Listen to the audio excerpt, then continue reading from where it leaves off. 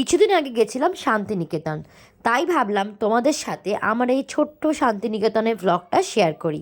তো আমরা গেছিলাম বাইকে করে। দেন আমরা বুকিং করেছিলাম একটা হোমস্টে। শান্তিনিকেতনের রিসেন্ট হোমস্টের ব্যাপারটা খুব উঠেছে এখন, অনেকেই হোমস্টেটা খুব প্রেফার করে।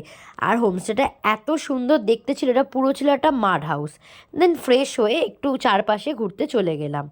এখানে বিশ্বভারতীর প্রাঙ্গণ, ছাতিমতলা উপাসনা গৃহ, অমর্ত্য সেনের বাড়ি, সৃজনী শিল্পগ্রাম যেখানে টাকা দিয়ে টিকিট কাটতে হয়, এই সমস্ত জায়গা ঘুরে নিলাম, যা ডিটেল ভিডিও আমার অলরেডি ইউটিউবে বড় ভ্লগে আপলোড করা হয়েছে।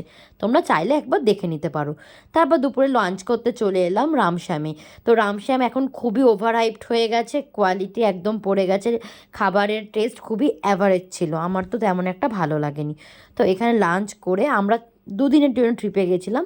দেন নেক্সট দিনে আমরা সকাল সকাল ব্রেকফাস্ট করে আবার ঘুরতে বেরিয়ে গেলাম। তো এখানে প্রথমে এই চাহা পানি বলে একটা সুন্দর কিউট বিশ্বভারতীর অপোজিটে একটা জায়গায় খুলেছে, ক্যাফেটায় চা খেলাম। দেন গেছিলাম সুরুল রাজবাড়ি। তো এখানেও টিকিট কেটে জাস্ট ফটোশ্যুট করার জন্য ঢুকতে হয়, তো তার জন্য এখানে আর ঢুকিনি ভেতরে। তারপর লাঞ্চ করতে গেলাম আমার কুটি হেসেলকর। এখানে পুরো পিতলের বাসনে খেতে দেয়, আর এত সুন্দর খাবারগুলো, টেস্টি। ভেজ চালে নিয়েছিলাম, তার সাথে চিকেন আর মাটন নিয়েছিলাম, এত টেস্টি তোমাদের কি বলবো। মানে শান্তিনিকেতন গেলে কেউ এই জায়গাটায় অবশ্যই যেও।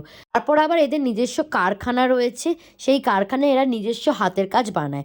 তারপর আবার আর কিছুটা দূরেই এদের ওয়ার্কশপ চলছিল, তো তার জন্য ওরাই বললো যে এখানে যেতে পারেন। এখানে এত সুন্দর সুন্দর জিনিস, যেটা মানে সোনাঝুরি হাটের থেকেও আমার বেশি ভালো লেগেছে। তো এখান থেকে বেশ অনেক কিছু শপিং করলাম। দেন ওখান থেকে চলে এলাম তোমার সোনাঝুরি হাটে। সোনাঝুরি হাটে দুদিন আগের দিনও ঘুরেছি, তো আমি একবার লাস্ট দিনের ভিডিওটা তোমাদের দেখাচ্ছি।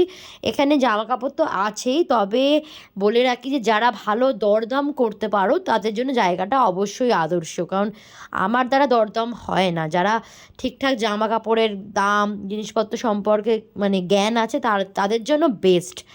আর এখানে অনেক কিছু পাওয়া যায়, মোটামুটি অনেক কিছু আমাদের কলকাতাতেও পাওয়া যায়। সোনাঝুরি হাট থেকে কিছু শপিং করে হয়ে গেল পরের দিন। দেন হয়ে গেল বেরানোর পালা। তো আমার যে রুমটা নিয়ে, যেটা নিয়ে তোমাদের বললাম, এখানে সব থেকে যেটা সুন্দর ছিল সেটা হচ্ছে এই ব্যালকনিটা।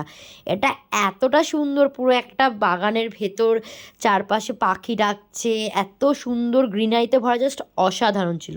এইভাবে দুদিন কেটে